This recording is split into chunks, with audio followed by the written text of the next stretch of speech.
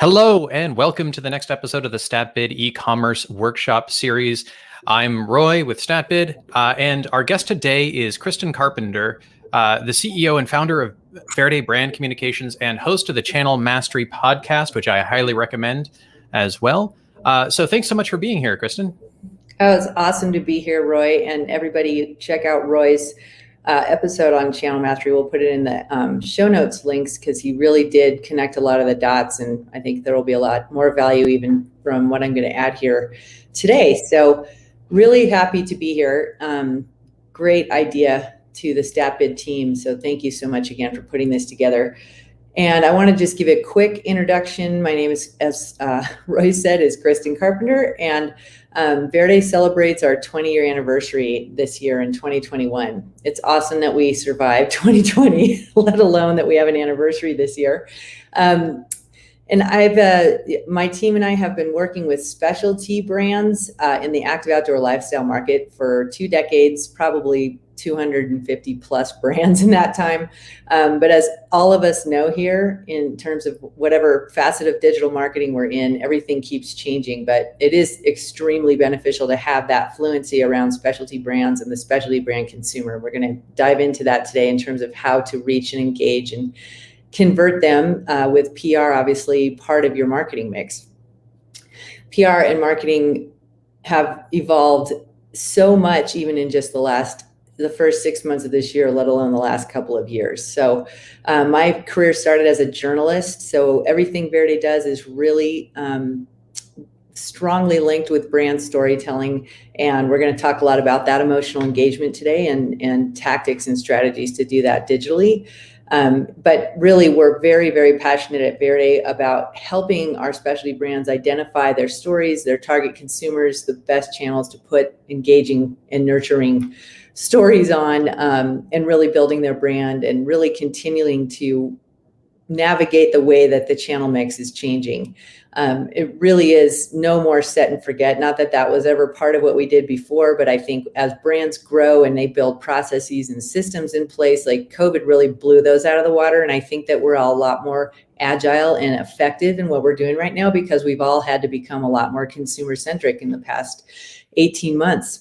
And I think that the best thing we can do is take that cross training and push it forward. So we're going to really focus on consumer behavior evolution today. And I wanted to let you know that Verde publishes reports on this on our blog at verdepr.com twice a month. So it's really something you could easily access and check out. And we do that because the way consumers search today, we have to really work with our brands to be laser focused with who they're trying to reach, engage, and convert online. I mean, that's really the nature of the game with algorithms, et cetera. So everything that we do, we try and marry that like the human element of the storytelling with how the target consumer will find that content and engage with it.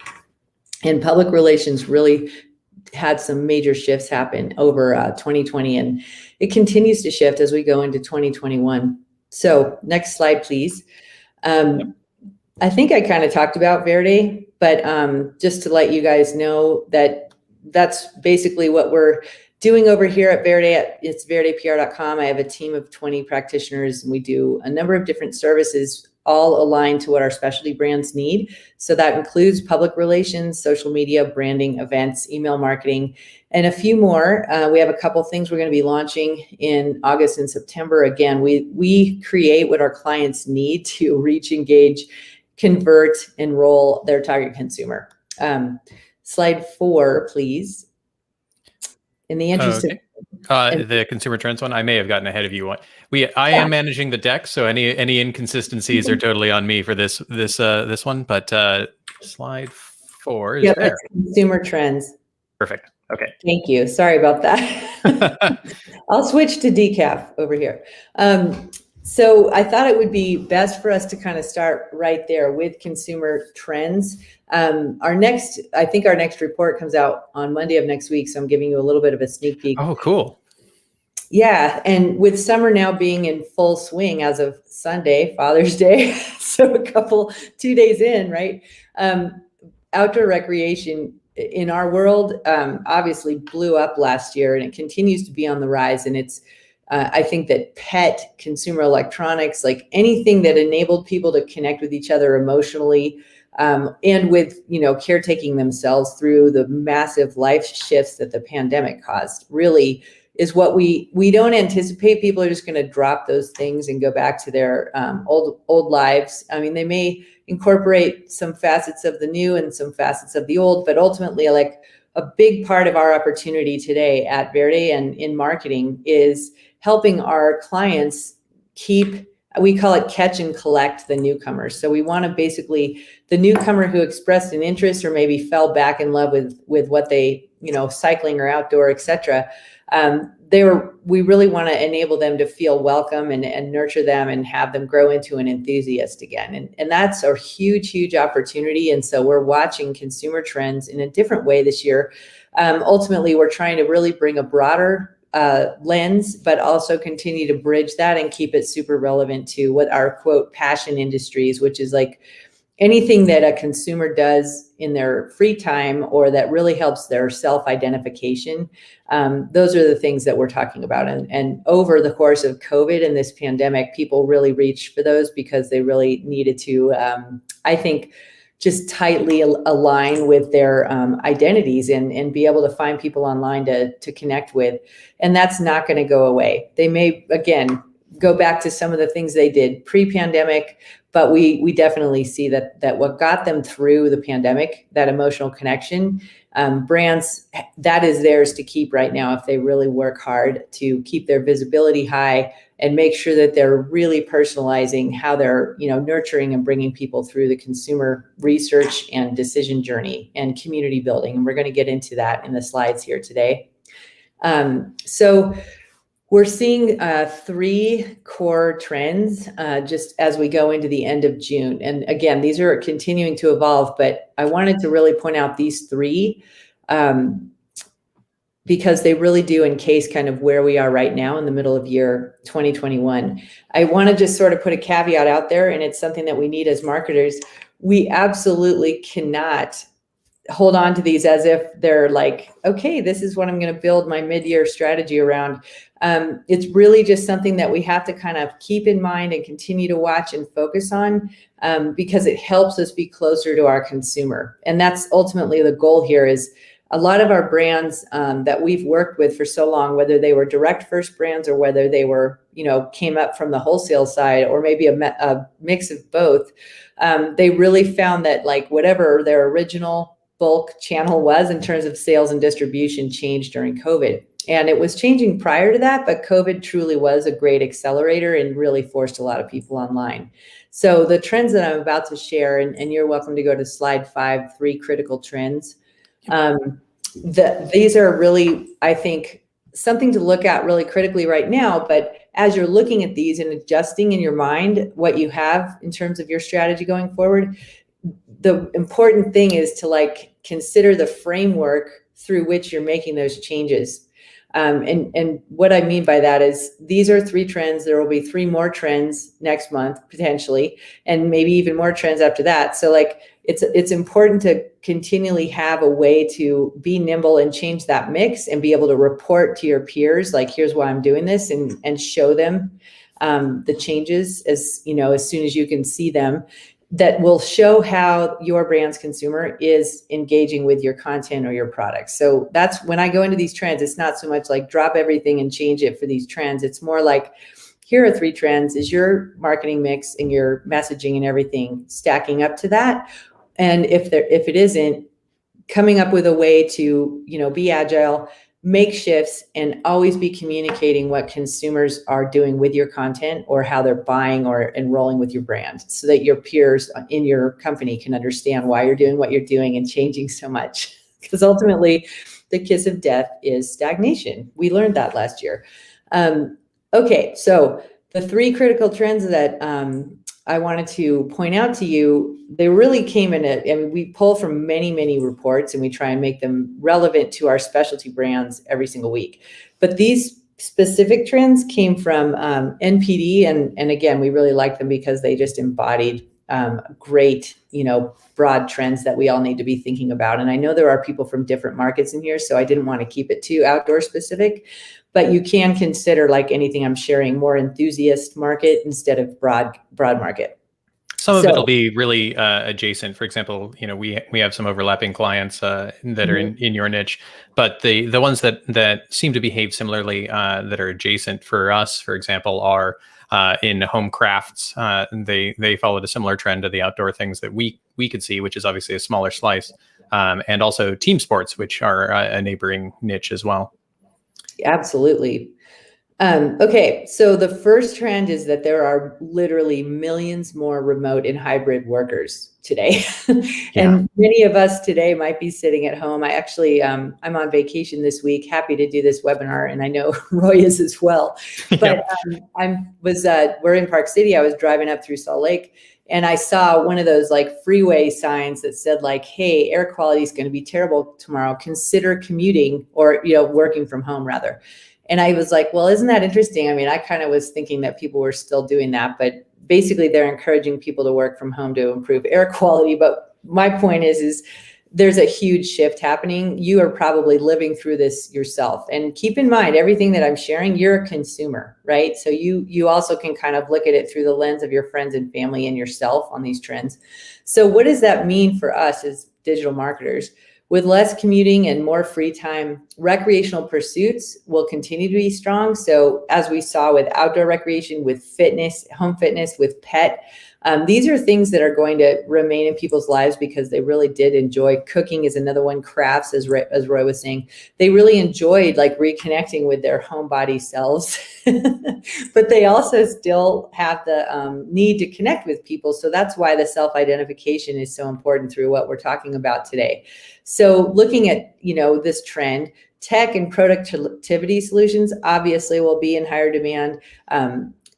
Everything I just said about being at home and being more comfortable, and then obviously connecting online. So we really need to keep a close eye on this over the rest of the year and into next year.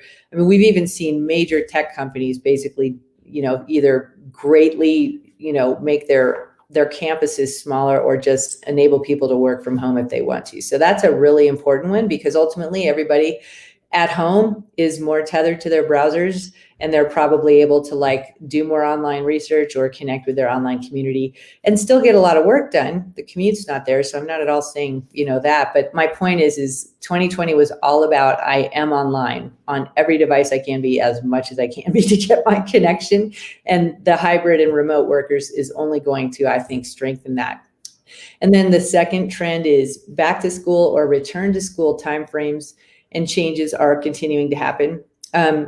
When you think about this, it's not so much like from an editorial calendar standpoint, it's about how consumers are researching for solutions. And again, that was really shaken up last year. Consumer loyalty and trust changed last year, and two factors contributed to that. One was they went down the path of least resistance. We hear a lot in our world about, let's remove the obstacles. Let's make this seamless and simple for them, and not have a lot of fragmentation online across channels. It's about that. That was one way for them to kind of problem solve during COVID. And when the brands showed up in a way that worked for them, they were quickly changing from a quote favorite brand to that new brand that helped them.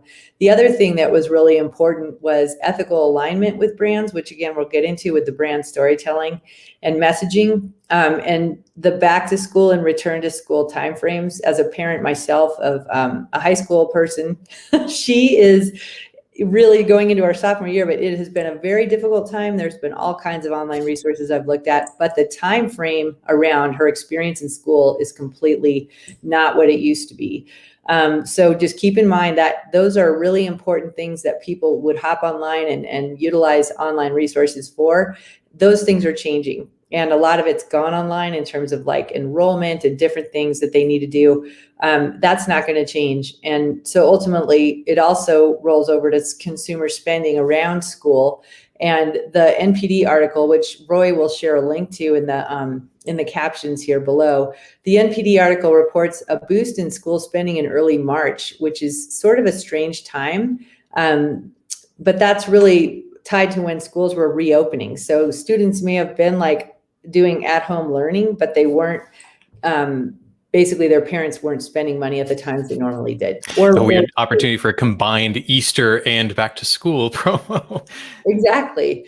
And point being is like, the digital marketing space that you're in and StatBid is, doing great work. And you have ways to really be checking up on how your consumers are engaging with content or what they're buying, what they're researching. It's super important, again, to be very focused on exactly who you're serving, because ultimately you can track them in a way that makes more sense to your brand and not try and be everything to everybody. And right now there's a tremendous opportunity to build loyalty with new consumers by really understanding who it is that you're serving. So pay attention to things like, major life cadence, right? First quarter, second quarter, third quarter, fourth quarter. What were your plans pre-COVID and what are they going forward? 2020 kind of disrupted everything, but don't go back to 2019, build something new going forward based on what you're seeing with your consumer. When Roy was on my podcast, Channel Mastery, he talked a lot about how it was super difficult right now to base spending and investment on, on basically being discoverable through paid traffic and Google ads online, because the benchmark had largely fallen out through COVID. So Roy, what were you saying that you were looking at a couple of different, ways to benchmark and kind of mitigate risk for your clients in terms of? Yeah, I mean, almost all of our reporting now has to include both a year-over-year component and a year-over-19 component. And we'll reference whichever one is more appropriate in the context of that, piece of reporting. But the standard of, we want to grow 15% year over year and just march toward that point on the horizon forever has dissolved, because, there's this huge spike in our space in e-commerce where things were up, 20 to 50%, sometimes up to 100% through last summer, and gradually transitioned to something more recognizable by about Q4. And while 2021 is shaping up to be of a shape of curve that we recognize, it's not where you would expect it to be if you had just, ironed out the crinkle of 2020. And so neither one of those ends up being a perfect solution. And so we've effectively temporarily augmented most of our internal client reporting to include both of those. And we end up using a lot of human insight to correctly hybridize those two, because it whatever question you're trying to answer with that report will dictate, whether you need one, the other, or a hybrid. That's awesome. And I think it's that the personal touch there that you're talking about, kind of having a human touch on that more than maybe before. We'll get into that more, but that is also, I think that is a critical facet of success going forward, is like using tech to have, great understanding, obviously, but it's more real time, and then bringing your instinct into it, or kind of the people within the brand you're serving. It's really important to get to know, what they see as the changes in the consumer as well. And I think that can really help the client experience, I think. Yeah, as data driven as we are, it doesn't really make sense in most cases for us to try and model something that's not going to be a repeat performance, even if we had another global event of the variety of COVID. It wouldn't hit the same points on the calendar. It wouldn't hit the same sort of behavioral cycle. And so when it doesn't make sense to try and model it because it's not, a repeating event, that's when it makes more sense to us to use some human intuition with a lot of experience behind it, of course. To bridge the gap, so that we're focusing most of our analytical firepower on things that are predictive of what we can expect in the future. Mm-hmm. And we're going to come out of this with like an insane instinct, I think, too, like this crazy hybrid instinct. Yeah, so we're going to have to. Yes, we are. And that, to the next point number 3 on the trends that I wanted to share, and this is something we're all experiencing, I think, is considering spending on experiences over product. And we've seen a lot of, reports on that even pre-COVID, but really it's about this discretionary budget that has changed a lot through COVID, and how people are not looking to, have their needs met as cut and dry, or maybe in a way that they were before. It's more about something that's like a richer experience for them. So this is a really important point, and it kind of frames the rest of the slides I'll be going through here. Consumers are super excited about that experience, and to experience the world again post-COVID, we're seeing that just en masse right now. But we still have some considerations that remain in place. And it's not even so much about restrictions and safety in a physical world. It's about making sure that we are kind of rising above the noise to our target consumer as they're kind of voraciously going out and researching new experiences to have, and then having those experiences and sharing them back online. So really understanding again and communicating what your consumer can expect from your brand, and then what you can actually be the guide for them for, like what only your brand can do, and refocusing energy and investment on the aspects of the experience that are within your control in terms of like what you provide, not so much the entire experience. So as you're thinking about that, again, everything we're talking about here today is getting just pinpoint targeted on this target consumer, which means getting to know them like the back of your hand and continuing to stay on that going forward. And so slide 6, advertising spending is on the rise. This is really important because it ties into like the fact that there is so much competition for attention online. I mean, we all love Gary Vaynerchuk in our world, and he pointed this out years and years ago, but boy, is this relevant today. It is so loud out there and so competitive for your consumers' attention. There's no wonder that people are really dropping into advertising spending. According to Adweek, U.S. advertising is expected to grow by 15% in 2021, the highest growth rate in 40 years. The prediction was revised and double since March of 2021. So it's really ramping. And there's opportunity in this because obviously people are like putting money into this, expecting to, use the, like put $1 in, get blah, blah, blah out. Like, I think that it's a matter of just doing everything that they can to land grab attention because it is so noisy out there. And the algorithms on all of the channels that are controlled by algorithms that we use to get in front of our clients will continue to shift. And there are new platforms launching, such as, Roy and I were just talking before we hit the live button in terms of like Twitter Spaces or Clubhouse, etc. Like there's just a lot of new ways to communicate happening. And so people are going back to the tried and true advertising, and the majority of this increase is going to digital advertising, obviously. So obviously this is something that StatBid is hitting on other webinars, but it's just important to point out in there because again, it's about trying to position, that top of the market visibility, top of the funnel visibility, but then driving people through to have a great experience with your content. And as they research, they're becoming more and more like, yes, this is my brand. And if they're reminded of this, the traditional way that we've gone about that in digital marketing is they're like, oh, wow, they're seeing this everywhere I would expect to see it. It builds trust. Like I can see why this is happening. So if you can go to the next slide, shift to online. I've already hit this. I've beat this poor dead horse, but like, it's really important to just make sure that you and the people that you're working with, your company, are very well aware that you have to stay in front of people on their devices, like period, the end.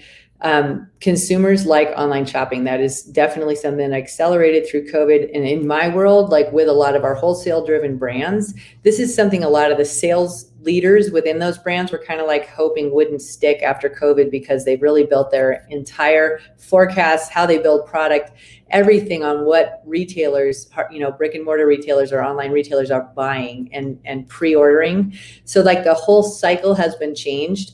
And everything is kind of shifting from like what's available at retail to what's available to my consumer. And again, we are consumers, so we're seeing innovative brands do innovative things in this regard, but they're also using the retail channel in a really interesting new way, and it's going to continue to evolve.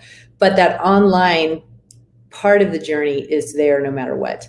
And I don't need to read through and bore you with like statistics here, but you can see, and we'll share these again.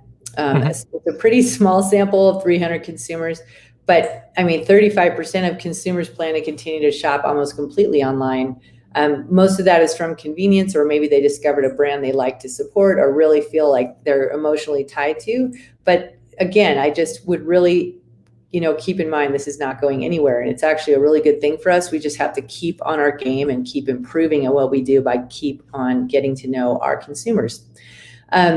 So if you look at these numbers from a little bit of a different perspective, 65% of consumers are open and excited to shop in store, but it's really more about the experience of like, okay, I've done all my research and now I'm going to go and see this product in person. And that's one of the main reasons public relations changed so much over last year, is people couldn't go into a retail store or have like an in-person conversation about it.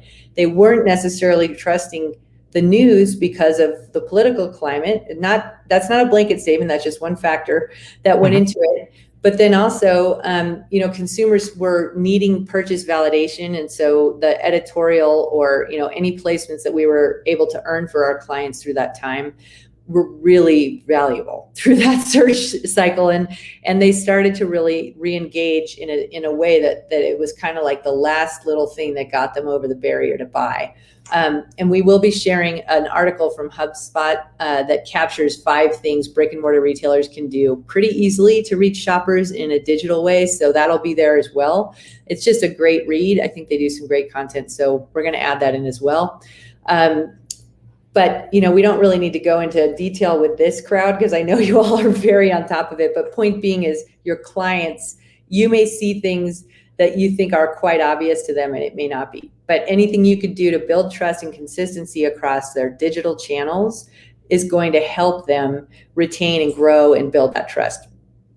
Yeah, and that double stacks with some changes that Google has been making over the past, I'd say, year, maybe a little bit more, and that our SEO expert Jason pointed out to me with the types of things that are often showing up in the top handful of search results are now slanting not as much toward the brands and major domains that would have been on the top of every SERP back in, say, 5 years ago, and now you'll see those like, best, beard trimmers or, the top 10 best, inflatable pools, whatever the product ends up being. Those research questions became more important to shoppers. And while I don't think it was like a conscious decision on the part of Google, they were responding to that shopper behavior and saw an opportunity to improve the stickiness of their SERPs, their final product, their pages. And in so doing, they ended up following that same trend. And so those same things that you saw happening with the increased value for those validation kind of editorials and the like coincides perfectly with things that Google is obviously responding to as well. Yep, and I just couldn't be happier to hear that. But it really is, it's everything that we just kind of touched on there is about, actively pushing that content across different channels. And when you see it resonating, stay there and build it, and then take it and put it on the next one and see what it does. And or do it, on 3 that resonate with your end consumer. But the point being is think of it as a living, breathing thing that will work for you if you keep working with it on different channels. And this 300 consumer sample is pretty small, as you pointed out, but that also means that if you think your shoppers might be significantly different than the ones that Lucid happened to hit, I have personally sent out surveys to my list. This was back when I was a retailer as well. And people love to give you their opinions. So if you have a list of even 10,000 people, if you wanted to send them a survey, I guarantee you could get at least 300 responses, all else being equal. And then you can compare against these stats, since we'll be putting the deck in the description here in the video.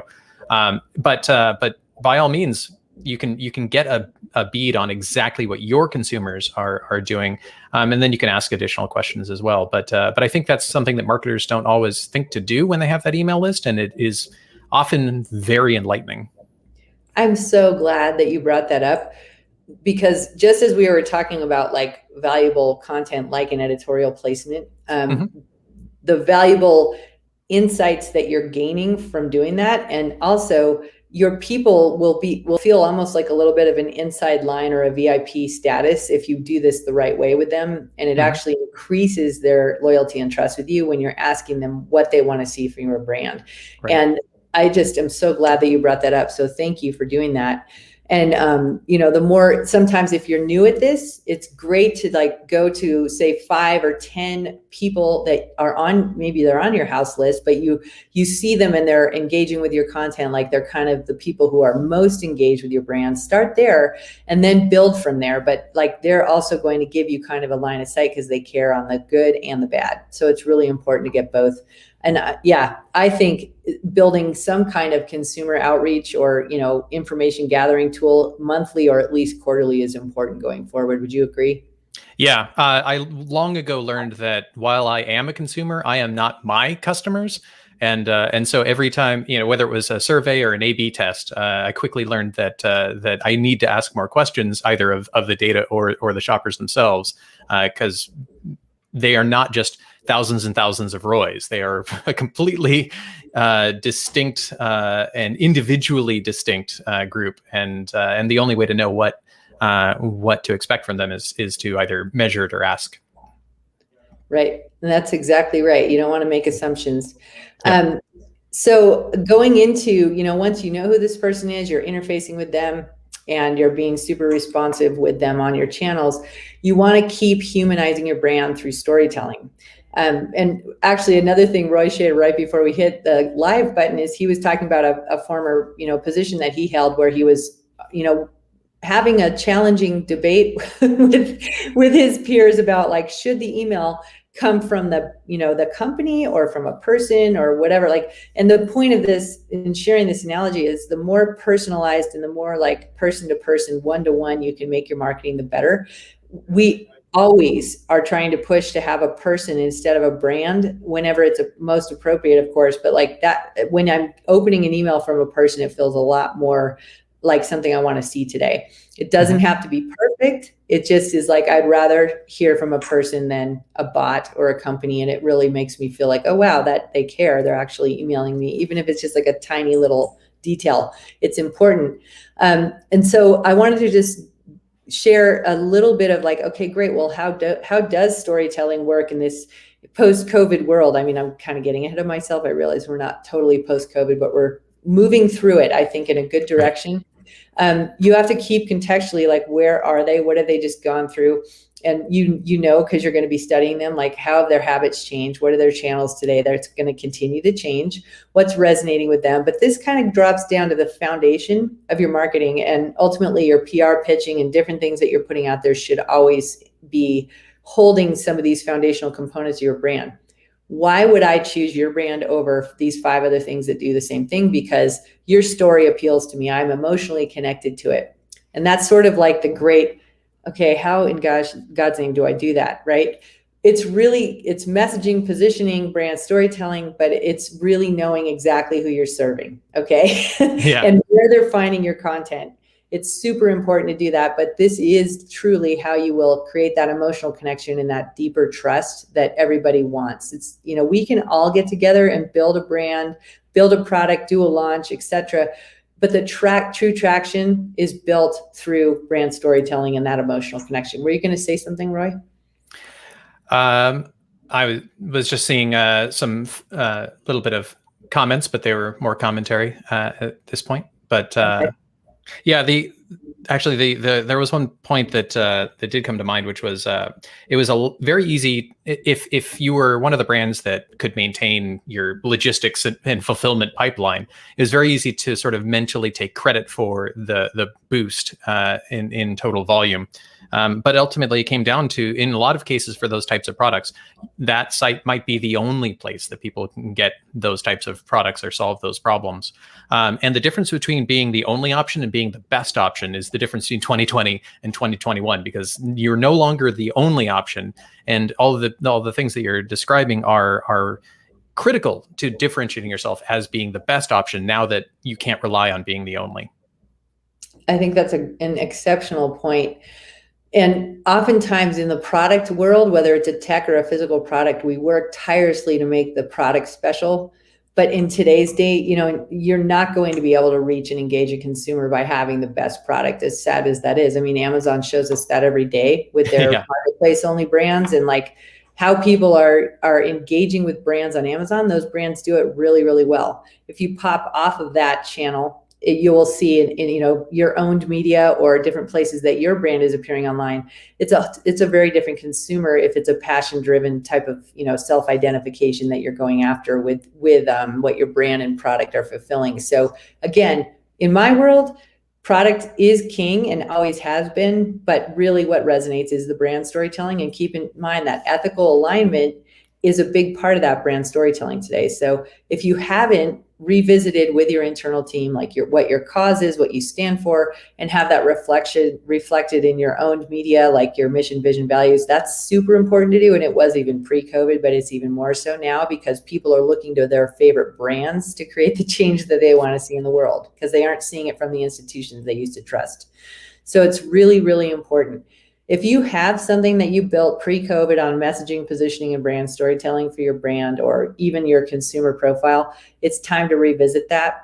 We've now kind of hustled through the first half of 2021. Now's a great time to revisit this and get back in front of your consumer, as Roy was just talking about with surveys, et cetera, because ultimately we are probably going to hit that budgeting and planning window that we're used to. Last year, it didn't happen until after the election in my world, but that starts usually August, September timeframe where you can actually start that straw man budget. You can start the planning for the coming year. That's probably going to come back in line again this year, but the person we're all going after, our target consumer, is going to continue to evolve. So it's good to kind of get ahead of it now, refresh your mission, vision, values, really get your table stakes for your brand in place before you go into that planning that's about to happen. It'll be here in a snap. And the storytelling is really what builds the community as well. And I know everybody on this call understands the power of a connected community online. And also, as we get back to it, those communities will get back together offline. We all know that. And there's huge content and retail opportunities within events going forward that we're all looking forward to because we've missed them. But there's also just great innovation waiting to happen with embedded retail, with how your consumers are sharing their experiences with your brand, how you're utilizing your influencers and ambassadors. There's just so much that's going to be there that we're all so excited about as things become, safer and kind of, just sort of what we do again to get back together in person. So just keep in mind, consumers are humans like you and I. They want to belong to a community that is your brand. Today, the brand is the community, and they want to listen to and feel connected through storytelling. That is, as human beings, that's who we are.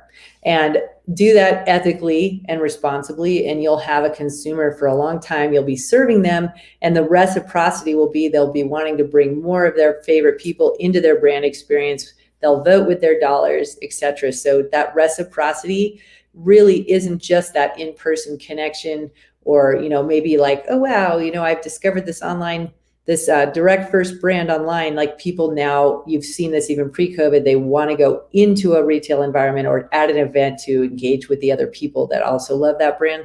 So again, the channels keep changing as their needs change. And COVID just blew so much change into our world that now we have a PhD in change management. It's pretty cool. But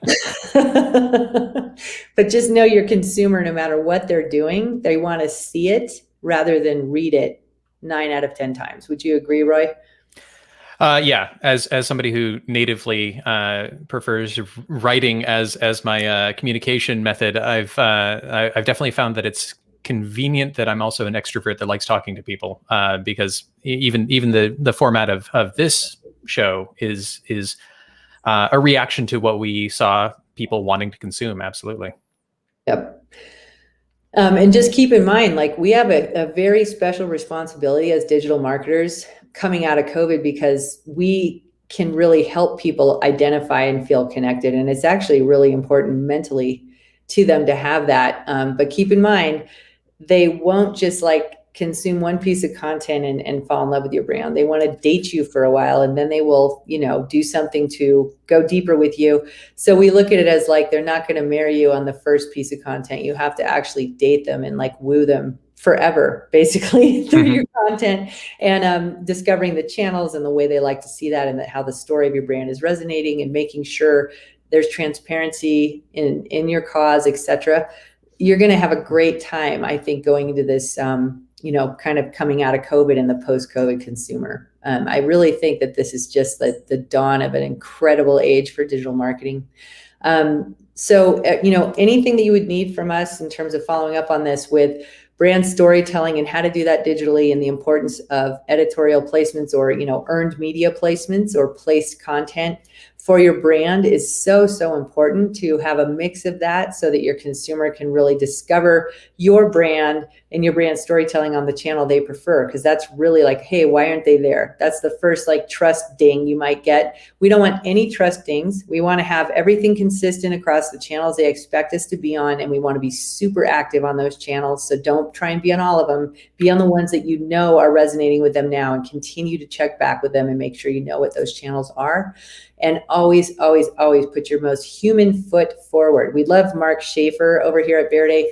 Mark Schaefer is an author, and he has a great blog himself. But it's basically, the most human brand wins drives his work. And we'll put a link to his book in here too. But it's just a very simple, fun read, but it really reminds you. And it's a pre-COVID book, but it's something that is just so much more relevant today coming through COVID. You really have to work hard to earn that trust, and then create that great story for them to self-identify with.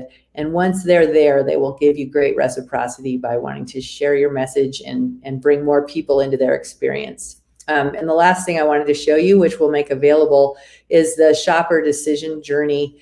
It's a little infographic that we made for our Multi-Channel Marketing Academy course that we launched last year. Oh yeah, I haven't been advancing slides, so I think we may have been beating this slide to death. All right, check on this one. Table stakes. Oh, this is perfect, because we ended up talking through it as opposed to just reading the slide, which is always perfect. And it looks like we did a good job. So way to stay on topic even without the deck in front of you. But here's that. We'll definitely share that though, because obviously it's not going to be totally visible in the 1080p that is this stream. But yeah, we'll have the full deck linked as well. And it's nice to have this as a reminder. And it's different for every brand because your consumer is different, but it's a great reminder because it enables us to see we see it not so much as a funnel. Obviously, it's more of this circle that we want to keep them on. I like to talk about it. Sometimes it's like a bus route with bus stops. The channels are okay, I'm going to get off and do what I'm going to need to do, then get back on the bus and go back to where I need to go. You want to keep them in that ecosystem by just being super remarkable to them. And earned media is a huge part of that and builds huge trust. So does original content, visual content, and content that isn't massively polished video is also really important.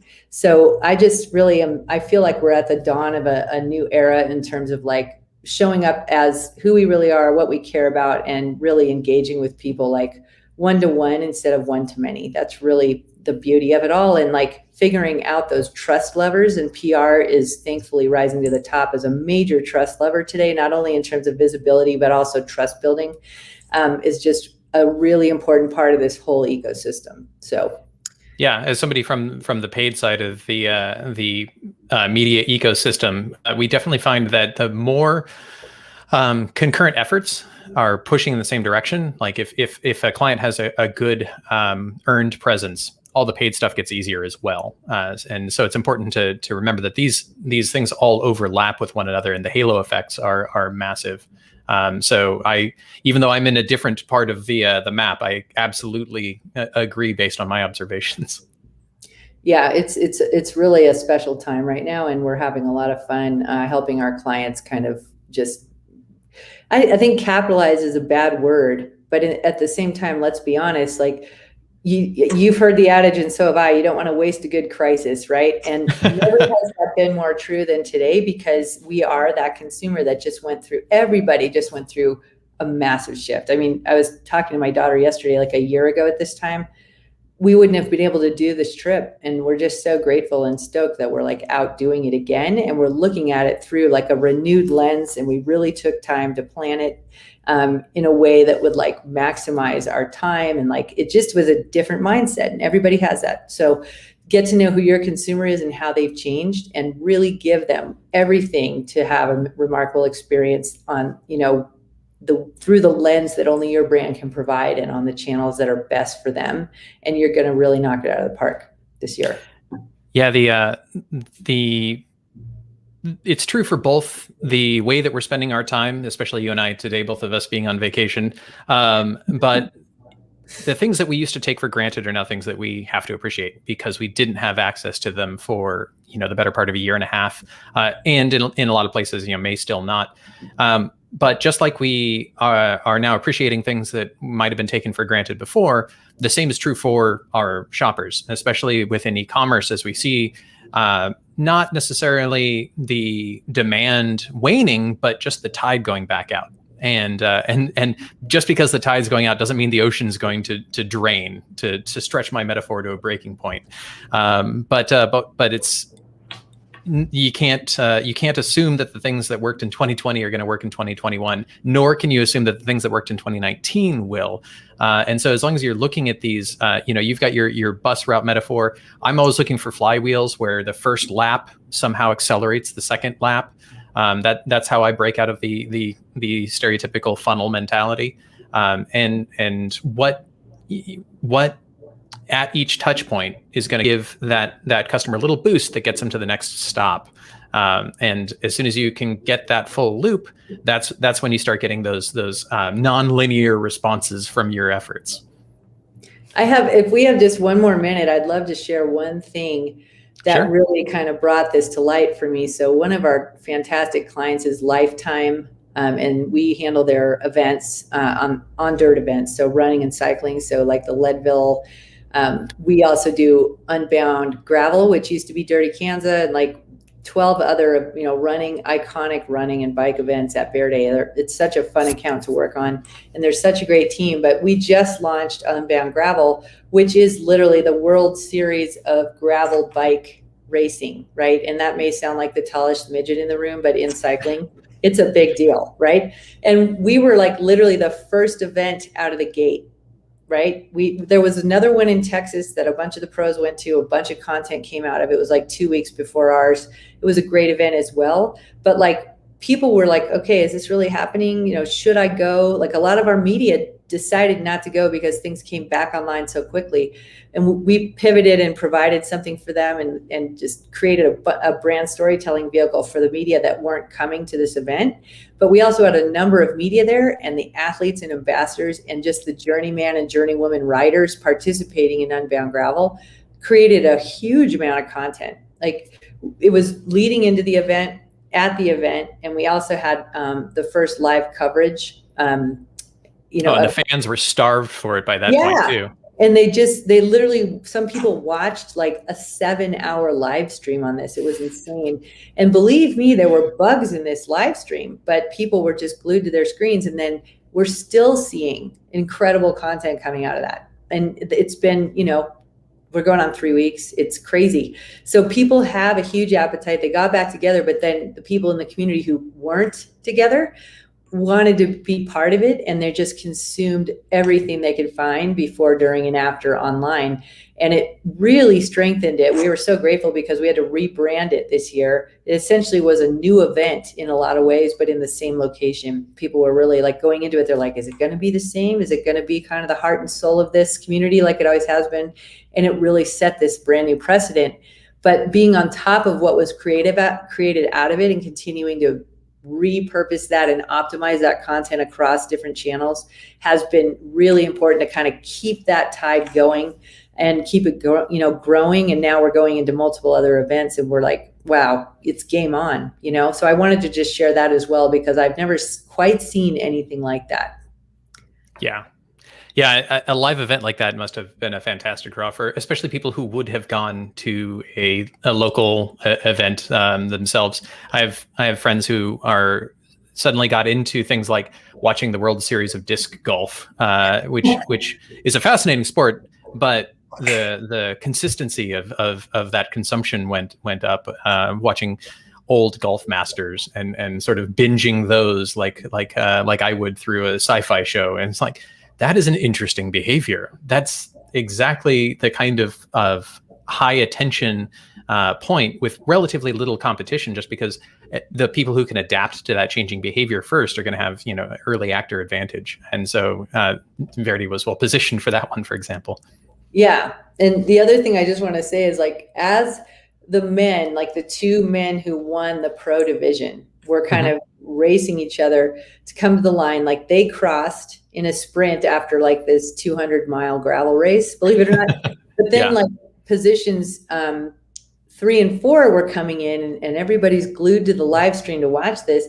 Meanwhile, this awesome, like probably 55-year-old bearded amateur rider, probably doing the 100, crossed right in front of them and was like, woo, like the global bike community's watching this guy too. And then they see like the next riders come in for the pro men. So it was also like this awesome way to see that everybody's welcome on this course, and helped us with our rebranding and like the diversification of the start line, and just the fact that everybody's welcome in gravel. And it was just like, I couldn't have asked for anything better. Like with that live stream that was really unpolished, we really had to show up and be exactly who we were that day. And it ended up being great. So it's just something to add, because it was just a consumer experience that we just had at Verde that was like kind of mind blowing. Right on. All right. Well, I think we'll call it a day, but I could just talk shop with you till the cows come home. So I appreciate you joining us today, and this has been just a fascinating review of what we've already seen, and I think highlights a lot of the things that are going to be critical for people to anticipate what they might need to do next, especially as we get used to whatever the new normal will be for Q3 and Q4. And on into 2022. That sounds thanks great. Again, Kristin. Yeah, thank you. I was happy to be here, and I'm happy to help in the future too. So thank you, everybody. All right. And once again, if you haven't already, I highly recommend the Channel Mastery podcast. And we will link to both the podcast and the episode that I was in, just because I had a great time chatting with Kristin, and I think you'll enjoy it as well. But as always, thanks for watching, and have a great day. Thank you.